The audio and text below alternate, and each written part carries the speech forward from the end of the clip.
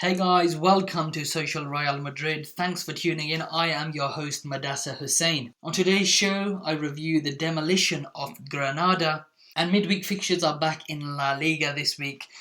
So I preview the Rayo Vallecano game, and there's some good news to share at the end of the show. Many of you may have already seen it on Twitter, but I will still keep those who haven't in suspense. So let's get straight to it. The Granada game.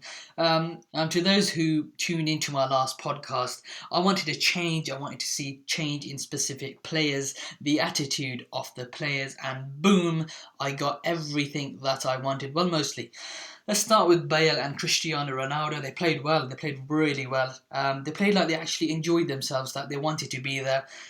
Weren't many boos. I wasn't at the Bernabeu, unfortunately, but didn't really get a lot of information on Bale being booed. Cristiano Ronaldo played as if he was back to pre-Christmas form, scoring 5 times, of course. And the combination, they played really well together, passing the ball. Bale was passing the ball. Obviously, he made the assist as well for his 4th goal. Modric, Kroos and Marcelo were terrific. Absolutely fantastic.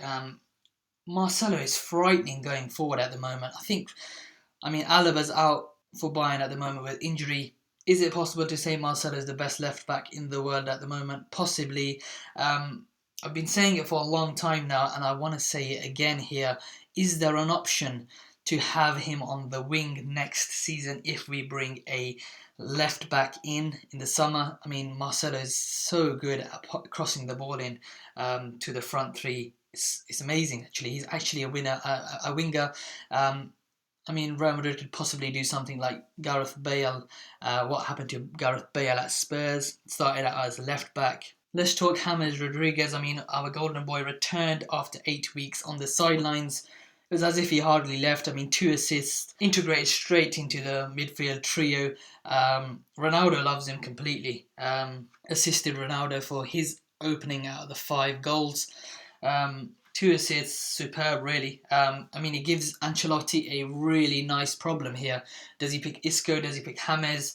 Does he look at the opponent and then chooses who he selects? I personally still feel that Real Madrid look better when James and Isco are on the pitch, and Bale should perhaps be dropped to the bench, but for political reasons, Ancelotti cannot do that. And I think he would want to choose James and Isco as well, because they play really good together.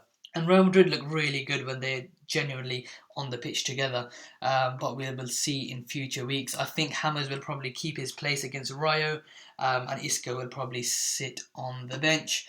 A few concerns. I think the win, we should not get too carried away with the victory. It was good. It was beautiful to watch. However, I think it sort of polished over a few of our cracks. Specifically, Ramos and Varane's positioning was appalling at times. I don't know if you noticed. The goal that Ibanez scored, Varane was nowhere to be seen, and Ramos was way too slow to react when the striker had the ball.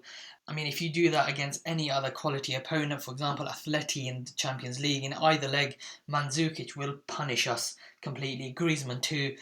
Suarez did it. Of course, it was Pepe on that occasion, but Suarez punished us for the slow and lack of positioning. But all in all, a good performance. But I've seen people tweet that Real Madrid are back, pre-Christmas Real Madrid are back. It's way too early to say that, if they are back or not. But certainly a good performance for the confidence for the players, especially Cristiano Ronaldo after that Clasico defeat. I think if you look at the 4th goal, it sort of sums up how poor Granada actually were. Defensively, they were absolutely shambolic.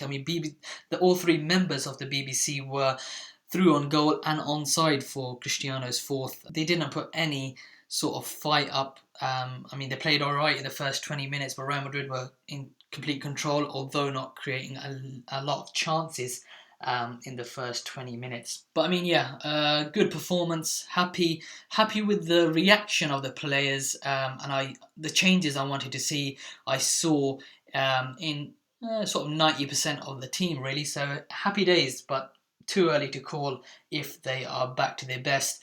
Let's preview the Rayo Vallecano game. Real Madrid travelled to Paco Jimenez's stylish side. Despite losing 6-1 at the new camp, Rayo have won 3 games on the bounce, so they're playing with quite a lot of confidence at the moment. This season, their home form has been rather mixed. 6 wins and 7 defeats. In the last 4 games, they've only conceded 3 goals. So what does that tell you? They might be hard to score against on Wednesday night for Real Madrid. The most impressive win, of course, you'll remember the 2-0 win over Villarreal in mid-February. And since then, they've just pushed on and they're playing some really stylish football now under Jimenez. Madrid's last 4 games, in contrast, have been worrying. It's including 3 defeats in the last 4 away games. So Ancelotti needs to change that around. I mean, we don't want a 9-1 victory. Well, we do, but we don't need it. We just need a victory to change that stat. The Bueno factor. Alberto Bueno, 27-year-old striker for Rayo.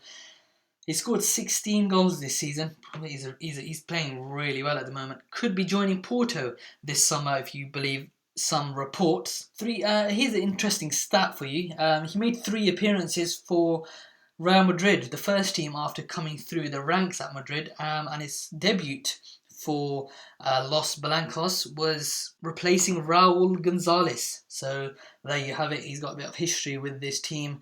Let's hope he does not punish Real Madrid for not giving him a proper chance. And of course, the good news that I wanted to share with you, some of you may have already seen it, it's all over Twitter now, I think, already. But Marca journalist Alexia Rivas just reported a few hours ago that Madrid have agreed a deal to sign Valencia left-back Gaia. No official confirmation yet, of course, but I'm really pleased with Madrid's efforts to bring this lad in. He is quality and he's one for the future, of course. And hopefully, Ancelotti listens to this podcast online and he moves Marcelo a bit further up the pitch when Gaia comes in. Thanks for tuning in. Please remember to subscribe, like and share, and also leave any feedback that you'd like to give me below.